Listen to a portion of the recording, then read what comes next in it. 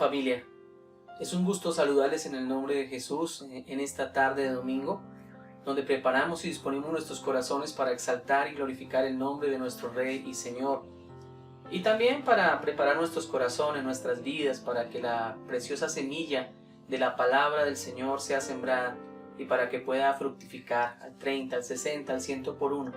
Sabemos que Dios tiene un mensaje nuevo, una palabra con la cual desea edificar nuestras vidas y con la cual desea enseñarnos en nuestra práctica, en nuestra vivencia, en nuestra cotidianidad cristiana, para que le conozcamos, para que podamos nosotros comprender su perfecta voluntad, para que entendamos su plan divino de salvación y para que podamos ser obedientes a su preciosa palabra.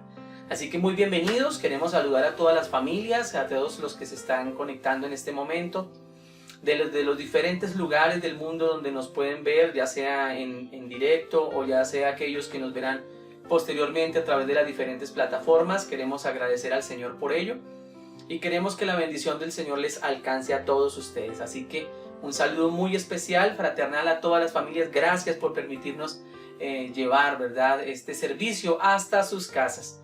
Una bendición muy especial. Le invito para que pueda usar de la flechita del compartir para que usted pueda a través de sus redes sociales permitir que este mensaje sea replicado y pueda llegar a muchos lugares también y a todos sus contactos familiares y amigos que necesitan también escuchar del amor de Dios. Recuerden que esta es una manera muy especial de poder manifestar el amor cuando comparto aquello que es de bendición para mi vida.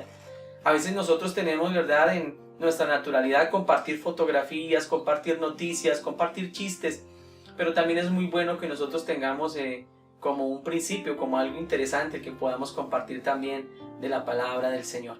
Hoy continuamos seguramente con esta serie de Derribando los Gigantes y queremos continuar con aquello que iniciamos hace 8 días, ¿quién es quien vence gigantes?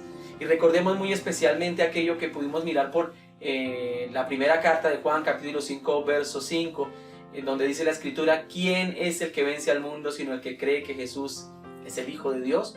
Por eso, bajo esa óptica de entender quién es el que vence gigantes, sino aquel que cree que Jesús es el Hijo de Dios, hemos empezado a desarrollar nuestra temática y nuestro desarrollo de la teología para que podamos comprender a Jesús como el Cordero de Dios que quita el pecado del mundo. Y es algo que les animo en el nombre del Señor para que preparemos allí seguramente nuestra palabra, traiga su Biblia, ojalá pueda tenerla allí a la mano siempre para corroborar que aquellas cosas que estamos compartiendo y enseñando estén con respecto a lo que está escrito en la palabra.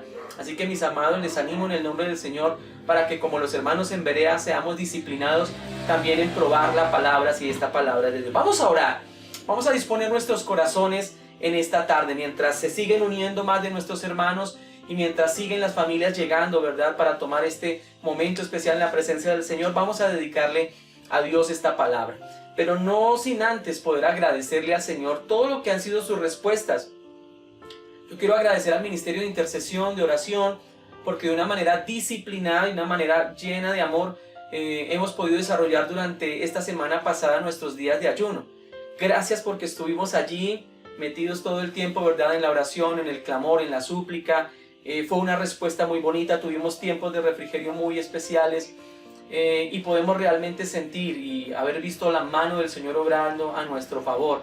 Hemos recibido también testimonios de algunos de nuestros hermanos por quienes hemos tenido en oración, que han venido superando sus dificultades a nivel de su salud física. Glorificamos al Señor, entre ellos nuestro director del Ministerio Internacional Sin Límite, nuestro pastor Alexander Novoa, que gracias al Señor pues ha tenido una franca mejoría en su salud. Glorificamos al Señor por ello. Y a muchos de nuestros hermanos que tal vez en este momento no quiero omitir ninguno de ellos, pero que también nos ha dado testimonio acerca de esa obra gloriosa en sus vidas. También agradezco sus oraciones por lo que ha sido la salud de mamá. Ha sido una bendición poder ayer acompañarle a su examen de endoscopia y poder encontrar realmente que esa hernia hiatal que le estaba causando tanto problema ayer en ese examen no apareció. Gracias al Señor porque Dios es bueno, porque su misericordia es para siempre, porque una vez más nos demuestra que Él sigue siendo un Dios hacedor de milagros. Vamos a honrarle, vamos a bendecirle y vamos a darle gracias por ese momento precioso que nos regala en su presencia. Señor soberano y Dios, te damos gracias, infinitas gracias, porque ha sido solamente por ti, por tu amor, por tu bondad y tu misericordia, el que nosotros podemos reunirnos tal vez frente a este medio de comunicación, poder recibir, Señor, a través de este programa, una palabra de aliento, una palabra de fe, una palabra de esperanza. Sabemos y nos reconocemos a nosotros mismos, Señor, débiles, nos reconocemos pecadores delante de ti, y que constantemente, Señor, te fallamos de una u otra manera, que tal vez nuestra vida no es ese estándar de lo que espera, Señor, de cada uno de nosotros. Pero tenemos, Señor, en nuestro corazón el deseo y el anhelo de poder, Señor, alcanzar esa medida de la estatura de la plenitud tuya. Y sé que en cada uno de los momentos de nuestras vidas te estás cargando, Señor, te estás encargando de tomar nuestras dificultades, nuestras áreas difíciles, Señor. Nosotros solamente somos barro, tú eres el divino alfarero. Y sé, Señor amado, que aunque hay cosas en nuestra vida que nos duelen, que nos cuestan, hay momentos, Señor, en el trato tuyo, Señor, que tal vez hasta lágrimas nos cuestan, Señor, y que son difíciles a veces de asimilar o de aceptar. Pero entendemos, Señor, que tú eres un Dios que todo lo sabes, que nada te sorprende y que nada te coge por sorpresa, Señor. Y por eso también tenemos la certeza de que eres un Dios que está cuidando nuestras vidas, que estás protegiéndonos, que estás dirigiendo nuestros pasos hacia el cumplimiento de tu perfecta voluntad. Te damos gracias, Señor, porque sabemos que nunca nos has dejado solos, no nos has abandonado, no nos has hecho a un lado, no nos has desechado. A pesar, Señor, de que los hombres puedan hacerlo, tú nunca lo haces, Señor. Eres un Dios que persiste, Señor, en nosotros, permaneces y como está escrito en tu palabra, guardarás nuestra vida y nuestra salvación hasta el final. Gracias, porque sabemos que nuestra seguridad no está en nosotros, ni en nuestras habilidades, ni en nuestro conocimiento, ni en la experiencia, ni en nuestros talentos o dones. Realmente la seguridad de nuestra salvación está en ti, Jesús, el único que nos sostiene, que nos sustenta, que nos fortalece y que nos da grandes victorias. Por eso, Señor, en esta hora queremos dedicarte este tiempo con todo el corazón, rendirte a ti la honra y la alabanza, rendirte a ti todo homenaje y exaltación, darte gracias porque aquellas cosas por las que hemos venido pidiendo ha sido bueno, Señor, en obrar a nuestro favor. Gracias por cada testimonio de sanidad, gracias porque has intervenido, Señor, en aquellas vidas que han tenido dificultades, Señor, en su cuerpo y tú has colocado tu mano durante esta semana y hemos visto tu gloria obrar milagros y prodigios, Señor, que nos han traído, Señor, grande alegría y grandes victorias. Te entregamos este tiempo con todo el corazón, porque tú estás buscando adoradores, adoradores que te adoren en espíritu y en verdad. Santifica nuestros labios, Señor, santifica nuestros pensamientos, nuestras manos, nuestro ser, que toda nuestra vida, Señor, sea limpia delante de ti, como dice el Salmo 15. ¿Quién estará en el lugar de tu presencia, sino el limpio de manos y puro de corazón, aquel que no ha elevado su alma a cosas vanas, ni jurado con engaño? Señor, te pedimos ahora mismo que por la sangre de tu Hijo Jesús puedas limpiarnos, santificarnos, Señor. Que sea tu palabra, Señor, ese torrente de aguas limpias que se encargue de purificar nuestra vida y nuestro corazón para que seamos realmente agradables en tu presencia y para que la ofrenda que presentemos, Señor, en esta hora sea grata delante de ti. Por eso con todo el corazón nos humillamos y te reconocemos como nuestro Señor y Dios. Gracias, y prepara nuestros corazones para que también la simiente de tu palabra sea depositada, Señor, de una manera especial en nuestras vidas. Permítenos ser buena tierra, una tierra, Señor amado, que ha sido removida a través de las diferentes pruebas, a través de las diferentes circunstancias. Tierra removida, que sea la óptima para que tu palabra haya cabida. Creo, Señor, que nada ocurre como parte de una casualidad. Creo, Señor, que todo hace parte, Señor, de un propósito. Y permítenos ubicarnos dentro de tus tiempos, en el propósito tuyo, entendiendo que al final tu voluntad será hecha. Gracias, mi amado Señor, en el nombre de Jesús. Amén y amén. Ahora queremos disponer nuestro corazón realmente para exaltar y glorificar el nombre de nuestro Rey y Señor. Hoy hemos querido invitar a mi hermano Alexander López.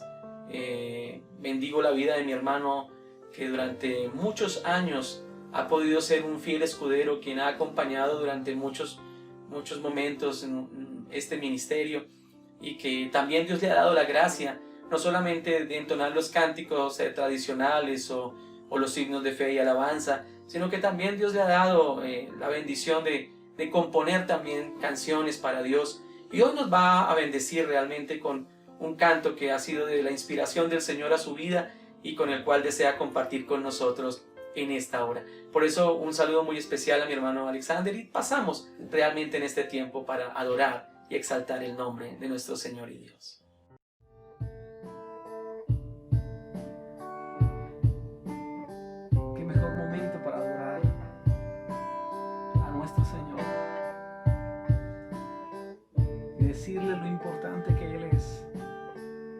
para nosotros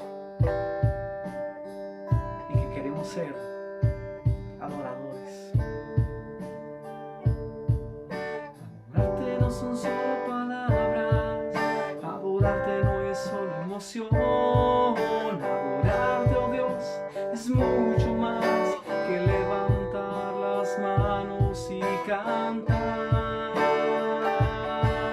Adorarte es mostrar con mi vida que tú eres Rey. Adorarte es postrarme, rendirme, humillarme, reconociéndote, Señor. Yo quiero ser un adorador que te adore en espíritu y verdad,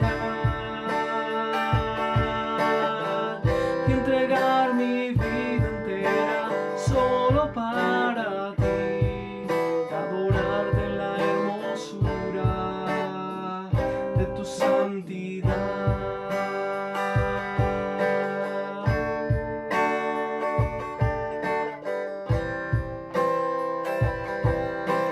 Adorarte no son solo palabras, adorarte no es solo emoción, adorarte, oh Dios, es mucho más que levantar las manos y cantar. Adorarte es mostrar con mi vida que tú eres Rey. Adorarte es postrarme, rendirme, humillarme, reconociéndote, Señor. Yo quiero ser un adorador que te adore en espíritu y verdad, y entregar mi vida entera solo para ti, y adorarte en la hermosura de tu santidad.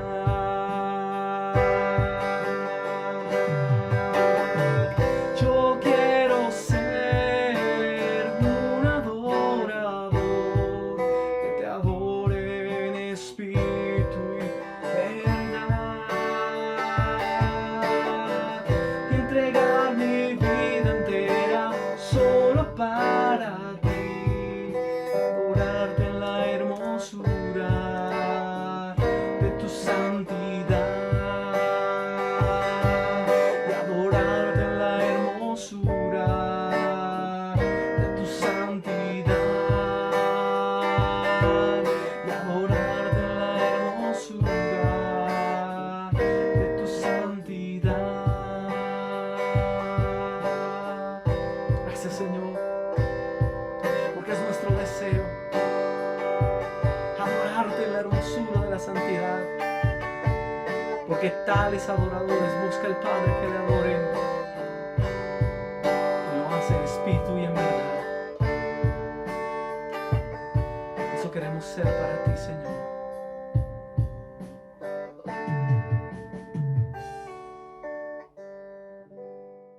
Aleluya, qué privilegio realmente es poder ser un adorador, porque tales adoradores busca el Padre que le adoren en espíritu y en verdad. Realmente inspiradora esta canción con la cual hemos sido conectados realmente a la presencia del Señor. Yo quiero ser un adorador, esos que le adoran a Él en espíritu y en verdad. Bien, mis amados hermanos, vamos a pasar realmente en este momento a continuar con nuestro estudio bíblico acerca de quién es quien vence gigantes y lo que tiene que ver con la teología acerca del Cordero de Dios. Recordemos a manera rápida y breve, como conector de nuestra lección anterior, del programa anterior. Si usted desea y no ha tenido referencia de ese programa, le invito para que lo pueda ver. Fue de gran bendición y gran edificación, y seguramente le va a dar gran fundamento para continuar adelante con su crecimiento y su conocimiento acerca de Cristo, el Hijo de Dios, el Cordero de Dios que quita el pecado del mundo. Y mirábamos nosotros algo muy importante, y es cómo nacía realmente esta expresión en el Nuevo Testamento, y lo veíamos desde el punto de vista de quien lo expuso en su momento, que fue Juan el Bautista. y habíamos hablado acerca de lo que significó la revelación de Dios acerca del Cordero de Dios justamente en la persona de Jesús. Y hablábamos acerca de que Juan el Bautista, a pesar de que había tenido una familiaridad con Jesús, eran familia de sangre, de consanguinidad, pero a pesar de esa cercanía que tenían como familiaridad, Juan no conocía a Jesús realmente desde el punto de vista de la teología, no lo conocía desde el punto de vista de su deidad. Conocía solo una parte de Jesús, su parte humana, pero no lo conocía como verdadero Dios. Y analizábamos cómo eso representaba y reflejaba también muchas veces nuestros acercamientos a Dios a través de la religión, a través de nuestros esfuerzos humanos, a través de los acercamientos que alguien nos hizo para hablarnos de Jesús, pero no significa el hecho de tener un conocimiento histórico o un conocimiento bibliográfico acerca de Jesús que eso signifique conocerle. No, por el contrario, Juan mismo tuvo que reconocerle y él mismo tiene que decirle: yo no le conocía.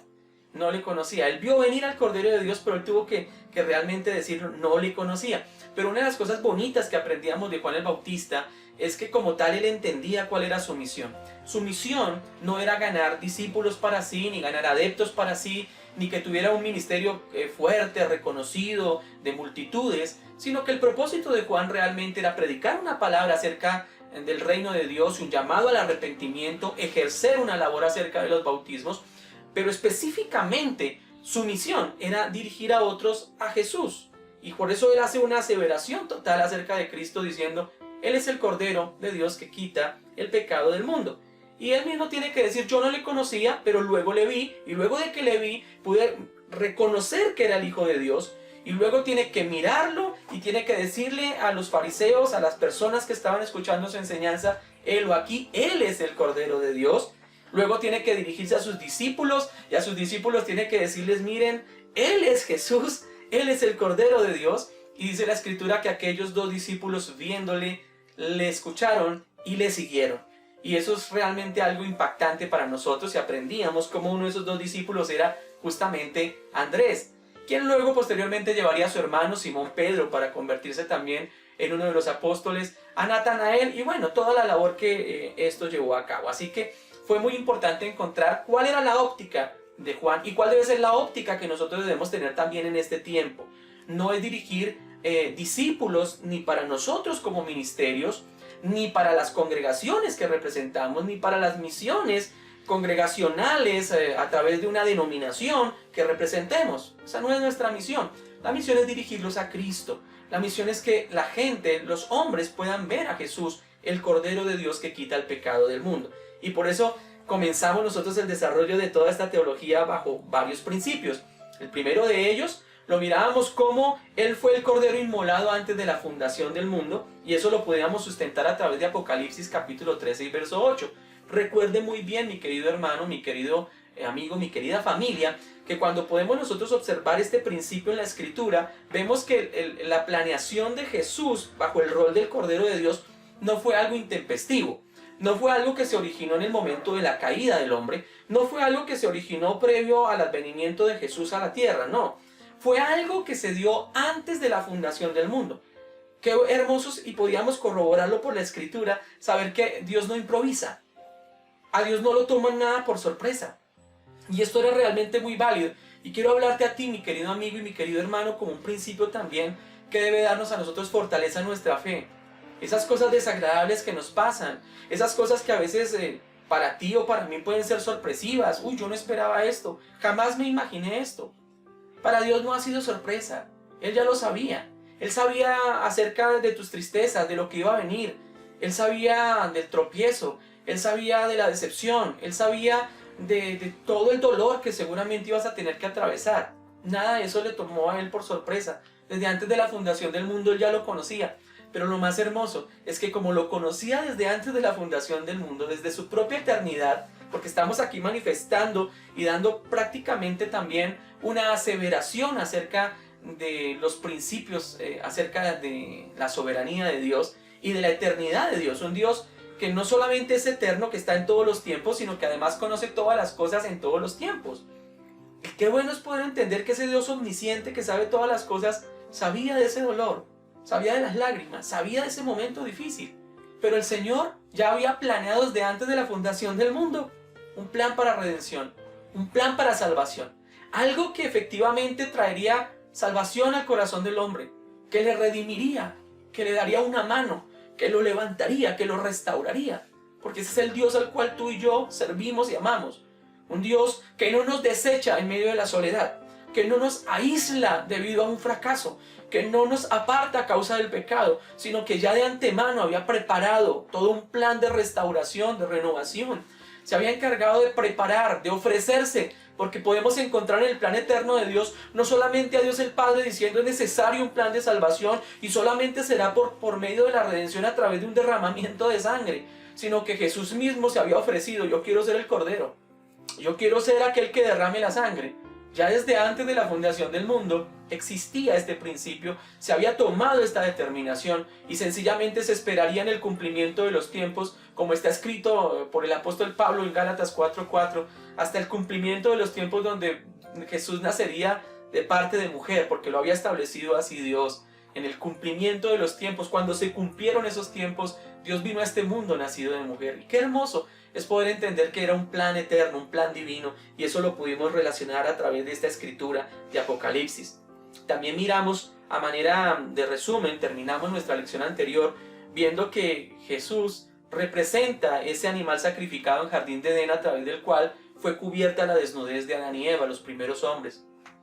Recordábamos cómo aquellos hombres, por causa de su desobediencia, de su pecado, de la rebeldía de su corazón, tomaron decisiones que les afectaron. Y a pesar de esto, ellos al verse y sentirse descubiertos, desnudos, buscaron medios a través de los cuales cubrir su propia desnudez. Y veíamos cómo estaba reflejando esas hojas que ellos buscaron para tapar su desnudez, refleja la religión de los hombres. Y la religión de los hombres la podíamos definir como el esfuerzo humano por alcanzar redención o por alcanzar salvación. Entonces el hombre ha procurado a través de esas hojas, llamadas obras, llamadas hechos buenos o agradables, o donaciones de dinero, o actos altruistas, creer que a través de ello puede alcanzar la salvación y la redención. Sin embargo, Dios nos demostró por la Escritura en el programa anterior que no fue así. Por el contrario, fue necesario un sacrificio, y ese sacrificio lo hizo Dios. Sin derramamiento de sangre no hay remisión de pecados, dice la Escritura.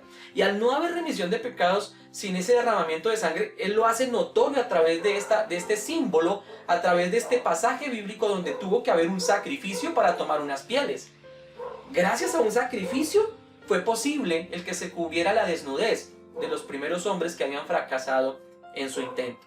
Así que podíamos ver nosotros que ya desde el mismo planteamiento de Jardín de Edén, ya el Señor había determinado, desarrollado una tipología, una sombra profética que iba a tener que cumplirse más adelante en la persona de su Hijo Jesús, lo cual analizaremos seguramente en siguientes programas.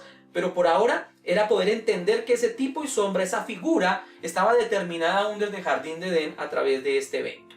Hoy vamos a entrar a un nuevo tema, a un tema que en realidad va a ser muy edificante, un tema que nos va a confrontar, un tema que nos va a llevar realmente a esa búsqueda realmente del propósito de Dios como el Cordero. Y aquí sí que vamos a ver una cantidad de símiles, una cantidad de figuras, de tipos, de sombras que nos van a ilustrar a nosotros y nos van a preparar o van a ser el colofón o la base que va a ser interpretada proféticamente y perfectamente en la persona de Jesús. Y vamos a tomar justamente el pasaje de Génesis 22, 1 al 14 y vamos a estar observando y vamos a titular este tercer punto de nuestra enseñanza: Él es el Cordero que el mismo Dios le proveería a Abraham como sustituto de Isaac. Génesis 22, 1 al 14. Dice esta escritura: y aconteció después de estas cosas que probó Dios a Abraham y le dijo: Abraham. Y él respondió: heme aquí. Y dijo: toma ahora tu hijo, tu único, Isaac, a quien amas, y vete a tierra de Moriah, y ofrécelo allí en holocausto sobre uno de los montes que yo te diré. Y Abraham se levantó muy de mañana, y enalbardó su asno, y tomó consigo 2 siervos suyos, y a Isaac su hijo, y cortó leña para el holocausto, y se levantó y fue al lugar que Dios le dijo. Al tercer día alzó Abraham sus ojos y vio el lugar de lejos. Entonces dijo Abraham a sus siervos: esperad aquí con el asno, y yo y el muchacho iremos hasta allí, y adoraremos, y volveremos a vosotros. Y tomó Abraham la leña del holocausto y la puso sobre Isaac su hijo, y él tomó en su mano el fuego y el cuchillo, y fueron ambos juntos. Entonces habló Isaac a Abraham su padre y dijo: Padre mío. Y él respondió: Heme aquí, mi hijo. Y él dijo: He aquí el fuego y la leña, mas ¿dónde está el cordero para el holocausto? Y respondió Abraham: Dios se proveerá de cordero para el holocausto, hijo mío. E iban juntos. Y cuando llegaron al lugar que Dios les había dicho, edificó allí Abraham un altar y compuso la leña y ató a Isaac su hijo y lo puso en el altar sobre la leña. Y extendió Abraham su mano y tomó el cuchillo para degollar a su hijo. Entonces el ángel de Jehová le dio voces desde el cielo y dijo: Abraham, Abraham. Y él respondió: Heme aquí. Y dijo: No extiendas tu mano sobre el muchacho, ni le hagas nada, porque ya conozco que temes a Dios, por cuanto no me rehusaste tu hijo, tu único. Entonces Abraham levantó los ojos y vio un carnero que estaba enredado por los cuernos en un matorral. Así que tomó, dice la escritura, gloria a Dios, tomó el carnero y lo sacrificó como ofrenda quemada en lugar de su hijo. Abraham llamó a aquel lugar Yahweh Jireh, que significa el Señor proveerá. Amén. Aquí comienza una de esas grandes historias que se va a encargar de enseñarnos a nosotros el simbolismo acerca de Jesús, el Cordero de Dios. Y por eso es muy importante que nosotros centremos muchos de estos detalles a través de esta palabra. Tal vez una de las palabras más conocidas, no solamente por creyentes, sino por no creyentes. Yo creo que hablarles acerca de la historia de Abraham e Isaac, pues es algo que cualquier persona, aún por conocimiento general, podría decirlo o definirlo. Sin embargo, para nosotros que estamos estudiando y profundizando en la palabra, vamos a detenernos en varios detalles que van a ser de gran edificación para nuestras vidas al contemplar la palabra. Lo primero, y obviamente que vamos a tener aquí, y no vamos a dar solamente lugar a la parte de la aplicación que pueden tener sobre ciertos momentos o conflictos en nuestra vida, porque es verdad que la palabra tiene diferentes elementos que son importantes para nosotros. Pero no solamente nos vamos a quedar con la historia, no solamente nos vamos a quedar con la aplicación que pueda tener eso a nivel de la práctica del creyente en su cotidianidad, sino que vamos a analizar la profecía y vamos a ir profundizando en esa profecía que tendría que cumplirse efectivamente en la persona de Jesús. Pero sí quiero comenzar con uno de esos elementos que de pronto nos va a identificar a nosotros en medio de la historia de Abraham. Y es como Dios, dice la Escritura, probó Dios a Abraham. Y Abraham dice: heme aquí. Entonces vamos a ver dos elementos aquí muy importantes con el cual iniciamos esta historia. Tal vez tú estás viviendo una prueba, una circunstancia muy difícil, algo por lo cual seguramente no esperabas. Y yo te hago una pregunta: ¿acaso Abraham esperaba en algún momento que Dios tuviera que someterle a semejante prueba? Abraham había desarrollado una amistad con Dios. Abraham había tenido una intimidad con el Señor y había recibido una promesa de parte de Dios. Y él era un hombre, y no en vano se le conoce a Abraham como el padre de la fe. No en vano Abraham está colocado allí en Hebreos capítulo 11 como uno de los protagonistas centrales de ese capítulo, acerca de cómo Abraham, ¿verdad?, obedeció por la fe y eso le fue contado por justicia. Y es muy importante entender esas razones del por qué o el para qué. A veces uno no comprende ello. Uno podría decir: bueno, pero ¿por qué las pruebas o por qué Dios permite esto? Y de alguna manera lo que uno tiene que darse cuenta en la vida de Abraham es que una cosa fue llevando a otra, pero que todas a la larga redundaron para llevarlo a ser un hombre de fe. Si nosotros no conectáramos cada uno de los eventos y de las cosas que le acontecieron en la vida a Abraham, no podríamos reconocer realmente cuál fue el proceso de Dios justamente para llevarle a esa categoría. Las pruebas en realidad tienen propósitos en Dios, aunque sean inexplicables para nosotros, aunque muchas veces no tengan una respuesta y una razón en el momento en que Dios nos permite que esa prueba venga, aunque a veces las condiciones de ese momento difícil o de esa prueba no sean tan claras e identificables en nuestras vidas, sí tengo la plena certeza y seguridad que nada Dios hace por casualidad. Lo hemos aprendido desde el programa anterior y lo vamos a seguir reafirmando. Dios lo ha preparado de antemano. Dios ha venido preparando el corazón de Abraham para este tipo de cosas. Miren, ni siquiera fue caprichoso. Usted no va a encontrar que el Señor en la palabra vuelva a exigirle a ningún otro hombre ni a ningún otro personaje el hecho de que esto acontezca. Es más, en la ética de Dios nunca aceptó un sacrificio humano. Jamás fue un sacrificio humano de otros hombres, excepto, vamos a mirarlo muy claramente y por la parte simbólica, Jesús siendo verdadero hombre, pero eso lo miraremos un poco más adelante, pero de ningún otro hombre lo exigió excepto Abraham. Abraham le dice, quiero que asumas una prueba, algo con lo cual yo quiero solicitarte y pedirte. Yo quiero que tomes a tu hijo, tu único, tu Isaac, a quien amas, vayas a Moriah y lo ofrezcas allí en holocausto en uno de los montes que yo te diré. Imagínense lo que tuvo que haber sido el choque para Abraham. Él no estaba preparado seguramente en su humanidad para semejante prueba en un momento donde está disfrutando y ha disfrutado a su hijo, ¿verdad? Es muy importante que contemplemos todo esto porque a veces nosotros, mis amados hermanos, en nuestra humanidad sentimos las pruebas como eventos sorpresivos a los cuales no estábamos preparados. Sin embargo, déjame decirte algo. Dios sabía que Abraham era el hombre y que ese era el tiempo. Y que si él deseaba manifestar una enseñanza que quedaría marcada como profética, como una profecía que se encargaría de mostrar el camino que señalaría a Jesús, el Cordero de Dios que quita el pecado del mundo, era necesario tener esta palabra profética. Era necesario aprender, edificar esta palabra profética. Y a Dios le pareció escoger a uno de sus mejores soldados para que esto aconteciera. Abraham. Y tal vez te has preguntado, ¿y por qué a mí? Tal vez te has preguntado, ¿por qué esta prueba me ha venido? ¿Por qué he tenido que sufrir esta dificultad? ¿Por qué me ha costado lágrimas? ¿Por qué me ha costado tanto? Y tal vez siento que no me voy a poder levantar. Y tal vez dices, yo creo que no voy a superar esta prueba. A Abraham le pasó. Abraham también tuvo que soportar justamente una invitación a tener que soportar algo que era muy difícil. Era su hijo, su único, a quien amaba. Pero ¿saben qué es lo maravilloso de esta historia en función de lo que acontece con Abraham? Que Abraham confía en Dios, aun cuando no entienda. Escucha ese principio. Abraham confía en Dios, aun cuando no entienda lo que pasa. Y este debería ser el principio en el cual tú y yo edifiquemos nuestras vidas. Mi amado, aprende a confiar en Dios, aun cuando no entiendas por qué pasan las cosas. A veces quisiéramos tener respuesta para todo. A veces quisiéramos tener un porqué. A veces quisiéramos tener por qué esto pasa. ¿Por qué estas circunstancias me vienen? ¿Por qué este dolor? ¿Por qué esta desilusión? ¿Por qué esta ruptura? ¿Por qué este quebrantamiento? ¿Por qué esta necesidad? ¿Por qué esta enfermedad? A veces quisiéramos tener respuestas. Sin embargo, Abraham nos enseña en su experiencia que aunque él no entendiera el porqué, ni siquiera tenía la idea en realidad acerca de que Dios tenía un plan de desarrollar una profecía a través de una experiencia de vida.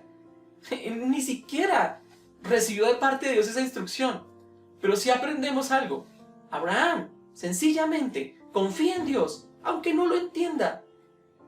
Otro de los elementos que yo puedo encontrar a través de esta escritura, justamente la experiencia de la práctica de tener que afrontar esos gigantes que tenemos que enfrentar, es que Abraham no se puso ni a discutir con Dios, ni a buscar consejo de nadie.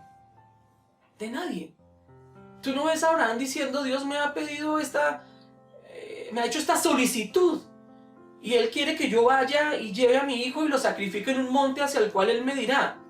Él no llamó ni a sus siervos, Él no llamó ni siquiera a su esposa en ese momento. No llamó a nadie. Sencillamente lo que hizo Abraham fue confiar en Dios.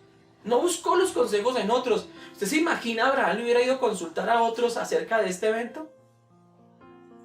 Yo no creo que nadie le hubiera dicho, sí, hazlo, sí, obedece, sí, camina. Oh, gran bendición ahí en lo que te viene, Abraham. Yo no me imagino a Abraham diciéndole, Sara, mira, Dios me habló y me dijo que tengo que sacrificar al muchacho. Y haber dicho, Sara, dale, si el Señor dijo eso, ve, obedécele. Pero que Abraham conocía quién era Sara y sabía que no le gustaría para nada la idea. Así que decidió ni siquiera contarle a ella. Era natural. Pero Abraham tuvo que tomar una decisión de no discutir ni buscar consejo de nadie. Él sabía lo que tenía que hacer y créanme, mis amados hermanos, él no buscó una procrastinación. Él no buscó cómo trasladar este evento y aplazarlo. Para entender ese término, es más o menos como dice el dicho popular aquí en Colombia, ¿no? No dejes para mañana lo que puedes hacer hoy. Y eso es lo que significa este término. Él entendía que era algo que debía cumplir. Él no se puso a pensar, ¿lo hago o no lo hago? Espere, me voy a tomar unos tiempos, voy a ayunar a ver si es la voluntad de Dios, voy a ver si hago esto, aquello. Él sencillamente entendía que hay cosas donde debía actuar, donde debía obedecer. El secreto estaba en la obediencia y por eso él lo que tiene que hacer es actuar de esta forma. Podríamos nosotros entonces decir que durante toda su vida Dios ha venido entrenando a Abraham en fe, lo ha venido entrenando para este momento. ¿Por qué no analizas en tu vida cuántas pruebas y dificultades has tenido que vivir hasta llegar a este momento de tu vida? ¿Y por qué estás viviendo lo que estás viviendo? ¿Por qué estás soportando la prueba que estás soportando? Mira, Dios te fue capacitando día a día. Dios fue preparando el camino. Dios estaba preparando este momento para ti. Dios deseaba revelar cosas profundas. Y Dios deseaba llevarte hasta este momento definitivo porque su propósito, su anhelo, era revelar realmente el propósito de Dios. No solamente para ti, sino para los que serán afectados después de esta circunstancia, por tu vida y por tu ministerio. ¿No lo entiendes? Pero Dios lo preparó de esa manera. Solo confía. Todo lo anterior fue escuela. Todo lo anterior fue capacitación de Dios. Y te ha venido llevando hasta este momento de tu vida. Porque tienes serios planes contigo. Y como hay serios planes contigo, Dios tiene que transformarte. Dios tiene que tocar las áreas más íntimas. Dios tiene que llevar al desprendimiento de esas cosas que tú tanto amas. Porque de una u otra manera, esto te permitirá darle a Dios el lugar que le corresponde y le pertenece en tu vida, en tu ministerio. Por eso, Abraham lo que hace es estar preparado por aquella escuela de Dios a través de las dificultades para tomar esto. Confía en que la promesa se cumplirá. Y ¿saben? No solo por la promesa. Yo creo que lo que Dios te le está enseñando a Abraham es que más allá de la promesa es quien lo promete. Los hombres nos pueden fallar y nos han fallado y nos seguirán fallando. Son hombres. Somos hombres. Pero si algo tenía claro Abraham, es en quién había confiado. Él confió en la palabra. Él confió en el que le dio esa palabra, quien le dio esa promesa. Y él podía tomar la determinación de obedecer, aferrado a una promesa, aferrado a una palabra sobre la cual él había edificado su vida. Y él tenía claro que esa palabra, si Dios la había dado, si había sido originada por Dios, nada cambiaría su propósito. Y eso es muy importante que tú y yo lo entendamos en la aplicación práctica del pasaje. Por eso vamos a mirar algunos de esos puntos muy importantes que podemos resaltar en la palabra. Y vemos nosotros que justamente el Génesis es un libro que significa eso, el libro de los principios. No solamente podemos verlo a través de la creación, no solamente podemos verlo a través del primer hombre, la primera mujer, el primer matrimonio, el primer sacrificio. Todas las cosas de los principios están justamente en el libro de los principios, el libro del Génesis. Y es justamente bajo la historia de Abraham que van a surgir dos primeras veces en algo. La primera vez que se menciona el amor en la Biblia, el amor como una mención en la Escritura, es el amor entre un padre y un hijo. Ni siquiera la palabra amor surgió en la relación de Adán y Eva como tal.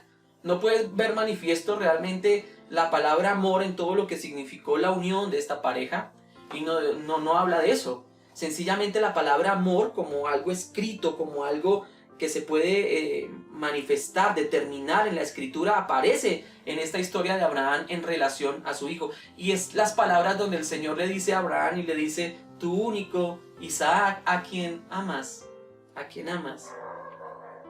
Y esa relación de amor está relacionada con el sacrificio de un hijo. Escucha esto, porque aún con este principio, ya Dios está trayendo una revelación tremenda acerca de lo que significa proveer salvación, proveer adoración, proveer amor. Y esa provisión del amor está dada por el sacrificio de un hijo. Y es algo que puede manifestarse a través de este capítulo 22 del Génesis. La primera vez que ocurre este término manifiesta amor vinculado con sacrificio de un hijo. Y esto te tiene que vincular directamente a Juan capítulo 3, verso 16, tal vez el verso más conocido de todo el Nuevo Testamento y de la Biblia, seguramente a nivel del mundo. Porque de tal manera amó Dios a este mundo, que ha dado a su Hijo unigénito para que todo aquel que en él cree no se pierda, mas tenga vida eterna. Así que este amor de un padre a un hijo para llevarlo al sacrificio es el mismo amor que está expreso proféticamente en lo que sería el amor del Padre, entregando y sacrificando a su Hijo como el sacrificio perfecto para el perdón de tus pecados y de mis pecados. Es en realidad una palabra profunda que conmueve el corazón, porque la palabra amor está inmersa al sacrificio, a la negación, a la obediencia. Eso es el verdadero amor. Y es ahí donde nosotros debemos centrar nuestra atención. Cuando el Señor le hace ese llamado a Abraham de sacrificar a su hijo, le hace esa premisa: a tu único, a quien amas, y lo está vinculando a un sacrificio. Pero vamos a encontrar no solamente que la primera vez que aparece la palabra amor está escrita en este capítulo como tal, digámoslo así, conjugado este verbo, sino que también vamos a encontrar la primera vez que se conjuga el verbo adorar. Es la primera vez en la Biblia que podemos encontrar el término adorar. Y esto lo encontramos justamente allí, cuando Abraham tiene que hacer toda esta invitación a sus siervos, cuando ha preparado el asno, cuando tiene que empezar esta ruta y tiene que decir: iremos hasta allí y adoraremos. Así que esta es la primera oportunidad en que vamos a encontrar la palabra hebrea shashá. Y shashá significa sencillamente hacer reverencia, inclinarse. Una de las manifestaciones que nosotros podemos encontrar en este término es que cuando hay verdaderamente amor, hay adoración. Cuando la palabra del sacrificio, amor que vincula sacrificio, sacrificio vincula adoración. Cuando el creyente ha logrado tener la manifestación del amor de Dios en su vida, por medio de aceptar el sacrificio perfecto de Dios en la persona de Jesús en su corazón, esto inmediatamente les llevará a shashá, les llevará a adorar, les llevará a inclinarse, les llevará a un reconocimiento de la autoridad, del señorío, de la soberanía de un Dios de amor. Y es que es una adoración que invita al postrarse, no de una manera religiosa, no de una manera frívola, no de una manera ceremonial, sino es una manera de botarse al piso, de poner rostro en tierra, porque reconoce en Dios la fuente de su vida, la fuente de su amor, la fuente de su salvación. Abraham tiene la plena seguridad de que irían a ese lugar con un propósito claro: adorar, inclinarse, reconocer a Dios, adorarle en la profundidad de quién es. Me encanta poder encontrar esto. Cuando Abraham sale hacia tierra de Moría, la tierra a la cual le dirigió el Señor, esa no fue una intervención intempestiva. No, vamos a encontrar varios elementos que son muy importantes a través de la Escritura, que es bueno que los tengamos en cuenta.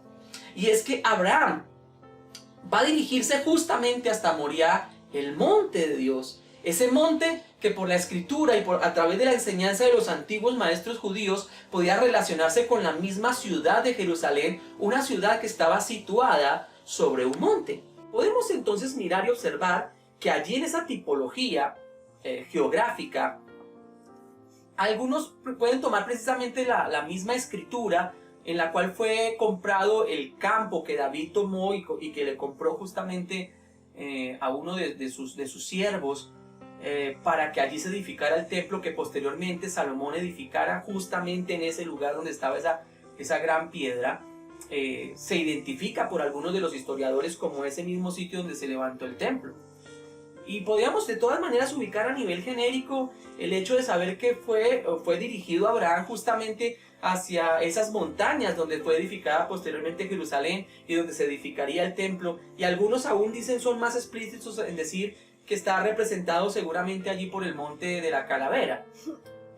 Sin embargo, a pesar de que no hay una postura definitiva, digamos, de parte de los historiadores y los intérpretes de la palabra, vamos a dejarlo en término general acerca de la ubicación donde estaba Moría. Moría estaba allí en las montañas de Jerusalén. Y es muy importante que podamos entender esto, porque esto también tiene una conexión profética donde el Señor justamente sería sacrificado. Ya el Señor le indicaría el sitio, el lugar. Haya sido allí donde hoy en día justamente a nivel geográfico está la Cúpula de la Roca, que es una de las mezquitas más famosas musulmanas, que está allí en la ciudad de Jerusalén, donde se encontraba el antiguo templo. O sea, en el Monte de la Calavera. Lo importante es entender que proféticamente sería sobre esa región donde se ofrecería el sacrificio perfecto por amor.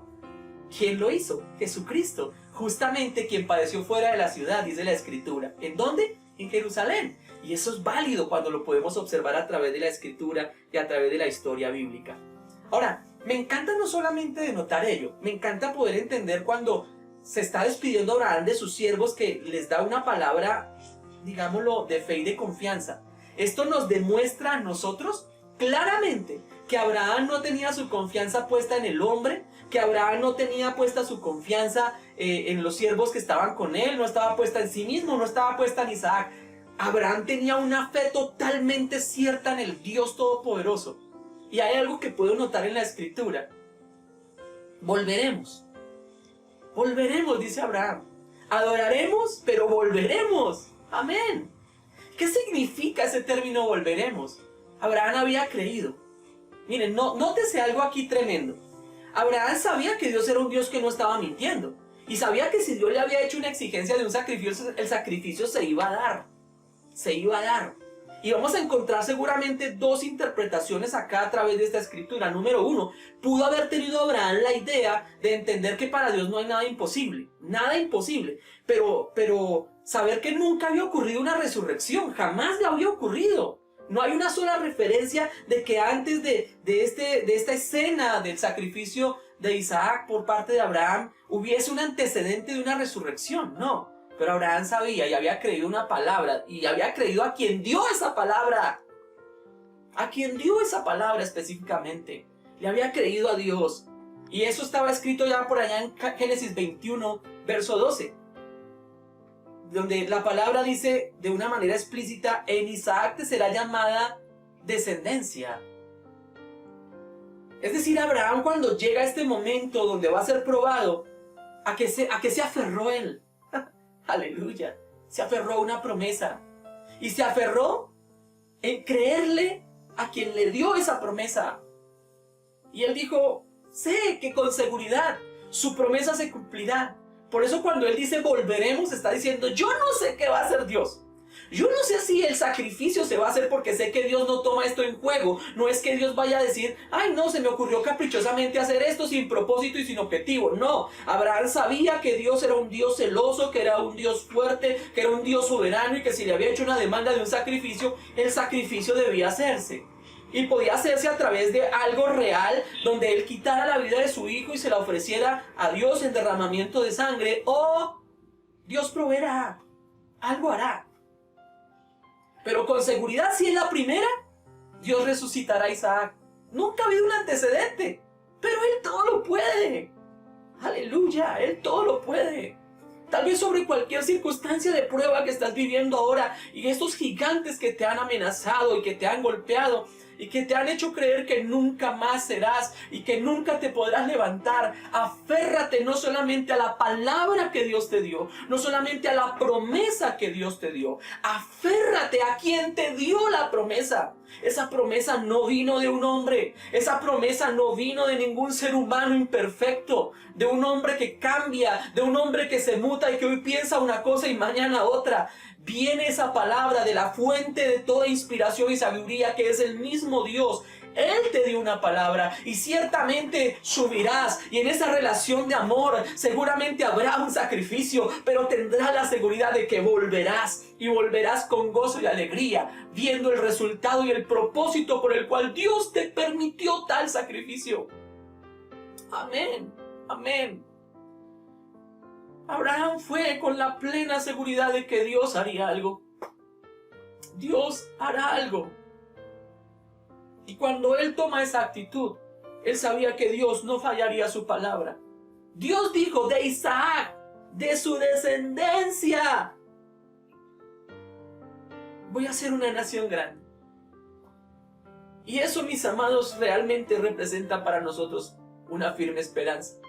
Abraham dijo, él no dijo de Ismael, él no dijo de voy a darte otro hijo y de ese hijo vas a... No. Él no lo dijo con nombre propio, dijo Isaac. Por eso cuando Abraham llega a su momento de prueba, sabía que Dios haría algo. Por eso no dudó, por eso no le contó a nadie. Por eso guardó estas cosas en su corazón y obedeció. Porque él creía esa promesa y creía a quien le hizo esa promesa. Él dijo de Isaac, e Isaac todavía no tiene hijos, Isaac no ha generado descendencia, pero estoy seguro que si él lo nombró, si él dijo que era con nombre propio Isaac, no fallará a su palabra. Amén. Cuando Dios te ha dado una palabra, mi amado, crea esa palabra, pero más que creas esa palabra, crea quien dio esa palabra. Cuando la palabra es de Dios, no te dejes engañar por falsos profetas, por falsos hombres que dicen ser hombres de Dios o mujeres de Dios y que van y te dan unas palabras por allá que lo único que quieren es manipular tu vida. Dios desenmascare al diablo cuando ese tipo de cosas ocurran y te dé discernimiento para huir de esas palabras, para huir de esos lugares. Pero cuando la palabra de Dios fluye, como fluyó en este momento con una palabra directa de Dios, la fuente de la revelación directa que tú y yo tenemos hoy se llama la Biblia, la palabra de Dios. Cuando Dios hable a tu vida, cuando traiga esa palabra a tu corazón, cuando tu interior sea removido por una palabra, por una promesa, créele a quien te dio esa promesa, créele a quien te dio esa palabra, ciertamente la cumplirá sobre tu vida. Y eso era algo que movía el corazón de Abraham. No en vano cuando Hebreos capítulo 11 versos 17 al 19 dice la escritura: por la fe Abraham, cuando fue probado, ofreció a Isaac, y el que había recibido la promesa ofrecía a su unigénito, habiéndosele dicho: en Isaac te será llamada descendencia, pensando que Dios es poderoso para levantar aún de entre los muertos. En sentido figurado, lo recibió de nuevo de entre los muertos. Amén. Es clara la palabra. Nos ratifica la misma escritura la interpretación que les hablaba ahora.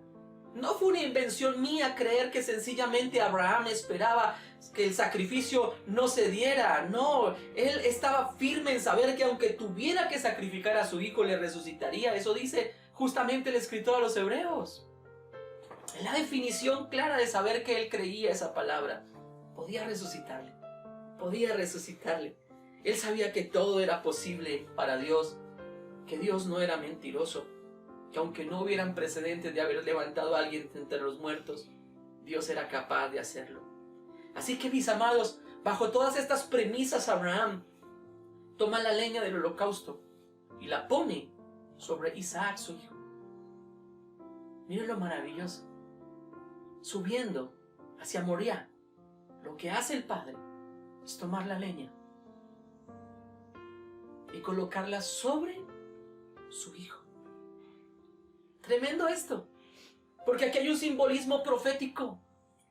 Porque ¿quién subió justamente hasta el monte de la calavera con sobre sí mismo el madero? Jesús, el Hijo de Dios.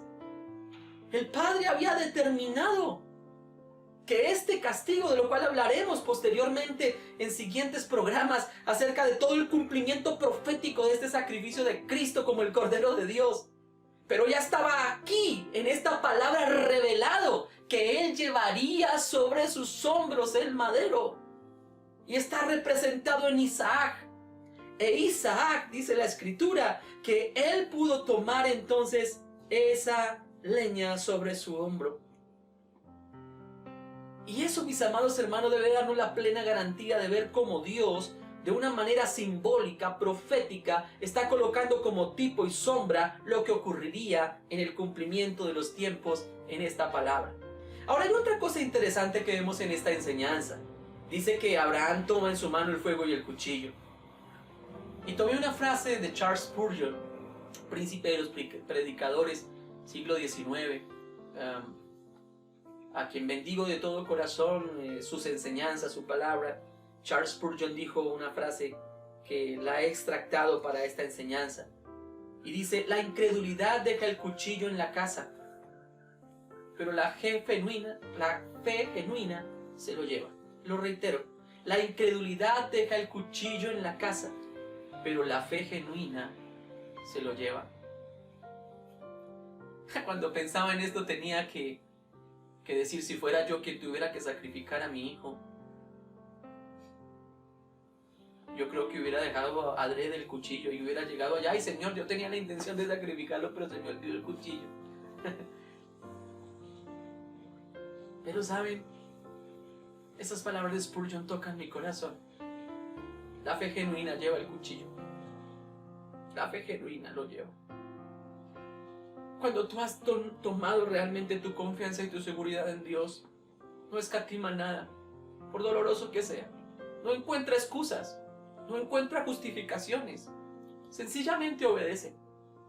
Sencillamente se encamina al cumplimiento de un propósito.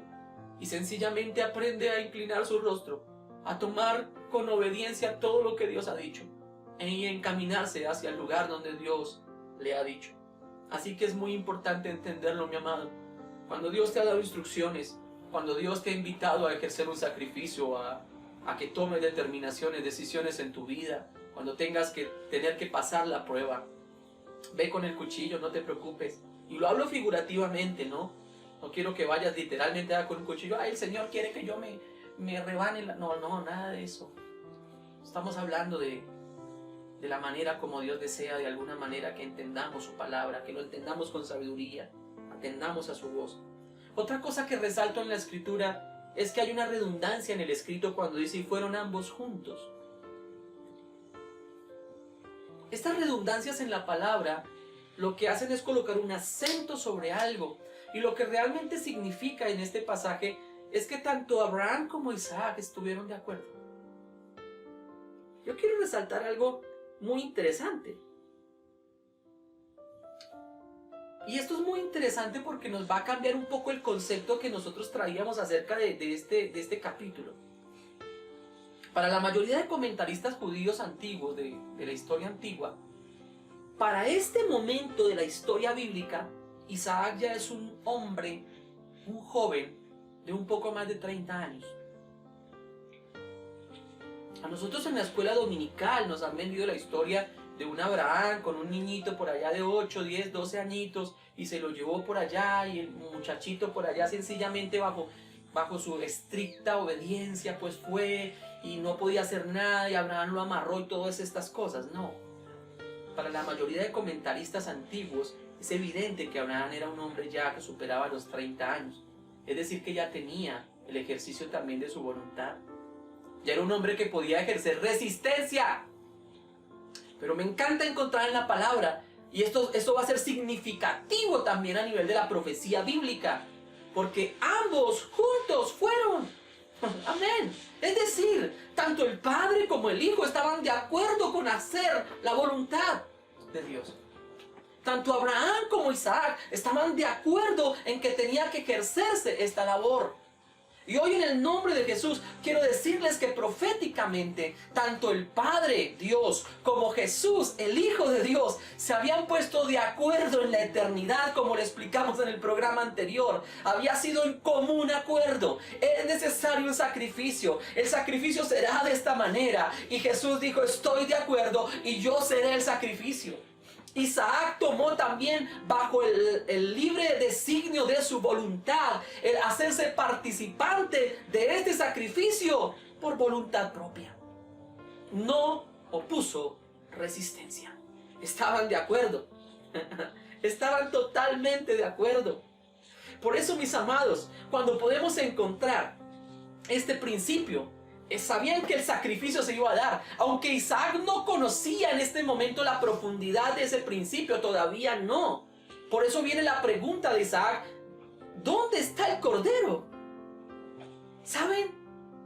Isaac tenía claro junto con Abraham de que habría un sacrificio, pero ¿de dónde?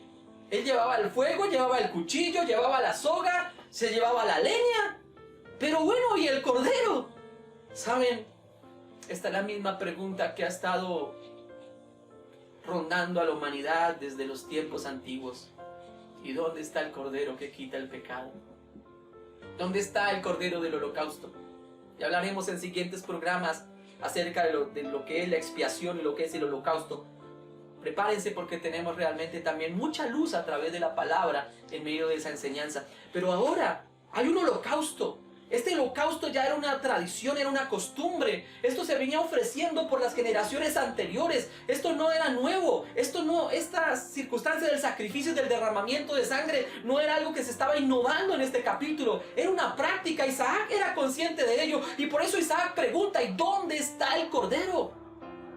Era necesario que hubiera el cordero.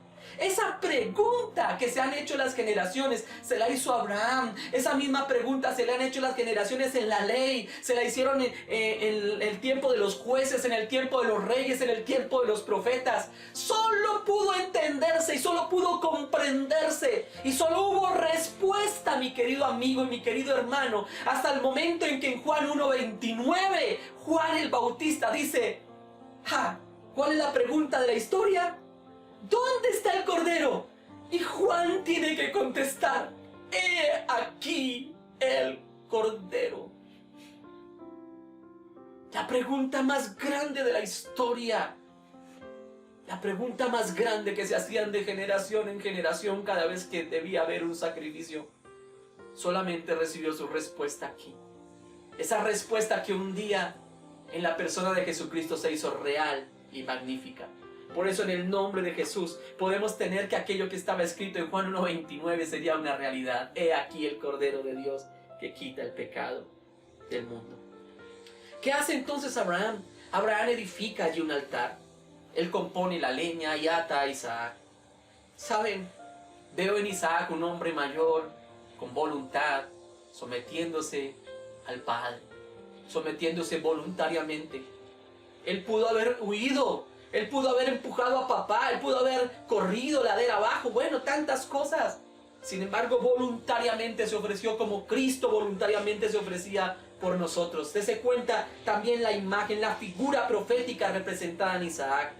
Así que recordemos, y nosotros debemos recordar justamente eso, la voluntariedad que hubo en Isaac para ser participante de ese sacrificio. Sobre la leña, él voluntariamente se acuesta sobre la leña, listo para ser sacrificado. De la misma manera en que Jesús no se opuso a ser crucificado, Él colocó su cuerpo sobre el madero. Él mismo se ofrecería, se sacrificaría para remisión de nuestros pecados. Aleluya. Luego vamos a encontrar nosotros, para terminar justamente esta historia, cómo el Señor tiene que decirle: no me rehusaste tu hijo, tu único.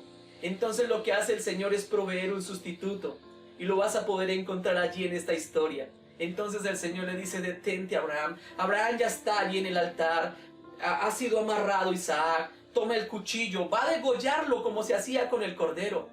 Él estaba decidido a hacerlo con todo el miedo, el temor, el dolor, con toda su fragilidad humana, pero fortalecido en una promesa, fortalecido en el Dios que le hizo una promesa. Y él va a ejecutar ese sacrificio. Pero cuando va a ejecutar el sacrificio, escucha aquellas palabras que dicen: Abraham, detente, sé que no me negarías a tu hijo. Y entonces lo que hace Dios es justamente aquello con lo que iniciamos esta lección del día de hoy, esta palabra del día de hoy. Él provee un sustituto. Provee un sustituto para Isaac. Aleluya, escuchar ese detente. Lo que hace Abraham, aleluya, es caer, es glorificar a Dios, como lo hizo Isaac en ese momento. Gracias, Dios, sabía que algo harías. Pero nota algo, no significa que no hubo sacrificio. Porque muchos podrían decir: ay, el Señor se compadeció de mí, el Señor ya sencillamente tomó la determinación de que no haga este sacrificio, de que no haga esto. No, sacrificio sí hubo. Era necesario derramamiento de sangre, era necesario manifestación de amor por el sacrificio, era necesario también adoración por medio del sacrificio. Y lo que hace entonces Dios es traer un sustituto. Y mira allí entre los matorrales, allí un carnero enredado. Y lo que hace es tomar ese carnero que va a ser tipo de Cristo, sustituto, porque aquí entonces ese símil, Isaac está representando a la humanidad que debía ser sacrificada por causa del pecado, pero hubo un sustituto, aleluya, y fue ese carnero que luego fue colocado en el altar y degollado y derramando su sangre para que el sacrificio a Dios se cumpliera, el sitio del Jehová Jireh. Nótese algo hermoso. No solamente Dios ha provisto un sustituto para el sacrificio, representando a Cristo Jesús, el sustituto por nosotros. Tú y yo merecíamos estar en la cruz. Tú y yo merecíamos haber ido y padecido ese dolor, esa muerte. Sin embargo, Dios en su amor y en su misericordia proveyó un sustituto en Jesucristo el Señor. Todo eso lo hablaremos en la teología cuando hablemos acerca de Jesús en el cumplimiento profético. Pero en el símil, en la promesa, en el tipo y sombra, aquí está representando a Jesús el Cordero de Dios que se sacrificó por nosotros. ¿Hubo sacrificio? Sí, hubo sacrificio. Era necesario. Dios no estaba cambiando ese principio. Solamente proveyó un sustituto para que se llevara a cabo el plan divino. Ahora, quiero justamente terminar con algo que me parece muy interesante en este capítulo. Ese monte fue bautizado por Abraham. Abraham pudo haber bautizado ese monte como el monte de la prueba. O pudo haberlo bautizado como el monte de la agonía. O pudo haber dicho, bueno, el monte del sacrificio y del dolor. O pudo haber dicho, este monte se llamará el monte de la obediencia. Y todo hacía referencia al hombre, a su experiencia, a su vivencia. Pero cuando él mira ese monte, ya tiene que decir, este monte no se va a llamar con respecto a los hombres, se va a llamar con respecto a Dios, y le coloca Jehová Jireh. Es decir, el nombre hace referencia a lo que Dios hizo, no a lo que el hombre pasó. El testimonio era, lo llamó así sabiendo que allí era el monte de la provisión, el monte donde Dios otorgó provisión. Mis amados, tal vez hay un monte que estás en este momento escalando, y tal vez hay un sacrificio que de alguna manera se ejecuta, pero déjame decirte algo. Cada vez que tengas que atravesar tu prueba, cada vez que tengas que atravesar tu momento difícil y tengas que enfrentar aún estos gigantes terribles, hazlo con la plena convicción de saber que Dios proveerá. Ciertamente Jehová Jireh. Cada vez que mires a ese monte, di aleluya, Jehová proveerá. Algo hará el Señor. A última hora hará algo. Resucitará de entre los muertos. Proveerá un sustituto. No sé qué hará, pero que ciertamente su palabra se cumplirá efectivamente. Así que, mis amados, este es un buen momento para que nosotros inclinemos nuestro rostro, para que miremos al Dios de salvación, al Dios de toda provisión. Vamos a orar. Soberano Señor y Dios, nuestro corazón se enternece, Señor, en esta hora, al reconocerte a ti revelado y el plan divino, eterno y escondido por los siglos, en este cuadro, en esta escena de Abraham e Isaac. Ahora, Señor, hoy es revelado a nuestros corazones para comprender no solamente una experiencia histórica o práctica de vivencia cotidiana o de alta moral, no, Señor, es revelar la profecía, es revelar, Señor, el propósito eterno de Dios escondido en esta escritura y en el cual se refleja a Jesús como el Dios, aleluya, que fue ofrecido, como el sacrificio del sustituto que fue ofrecido sobre el madero para remisión de nuestros pecados, como holocausto, como ofrenda perfecta que satisfacía el estándar de Dios. Gracias porque hoy nos has enseñado por esta palabra, Señor, cantidad de elementos que edifican nuestra vida, que nos confrontan.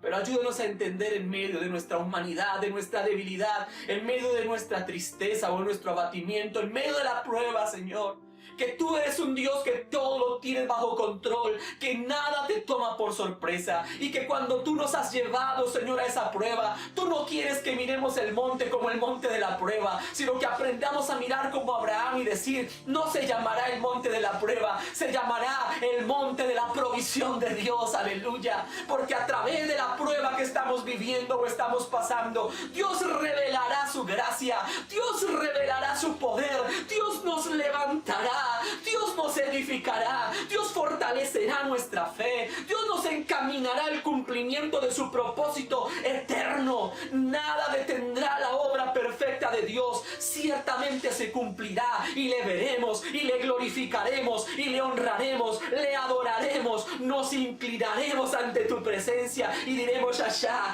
aleluya, rendiremos homenaje, reverencia, reconocimiento a ti, porque no solo hemos creído a tu palabra, sino que hemos creído en ti, quien has dado esa palabra. Si tú le dijiste a Abraham, de Isaac tendrás descendencia, será de Isaac, aleluya. Así que si me mandó al monte, algo hará, lo resucitará o proveerá un sustituto, pero ciertamente Dios cumplirá su palabra, y esa palabra tiene nombre propio y se llama Isaac, aleluya. Abraham sabía en quién había creído.